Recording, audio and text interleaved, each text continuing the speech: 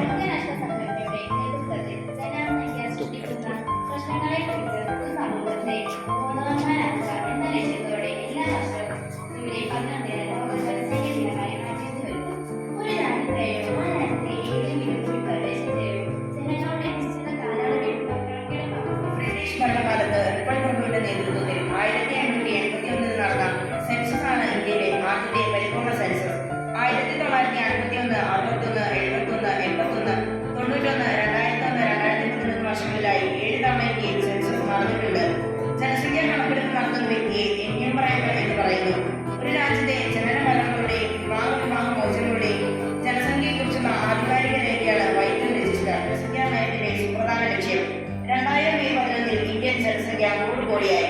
ഡൽഹിയിൽ ജനിച്ച ആസ്താ അററായി പെൺകുഞ്ഞാണ് 100 കോടി തികച്ചത്. ചൈനയെ പിന്തള്ളി ഇന്ത്യ ലോകത്തിലെ ഏറ്റവും കൂടുതൽ ജനസംഖ്യയുള്ള രാജ്യമായി മാറി.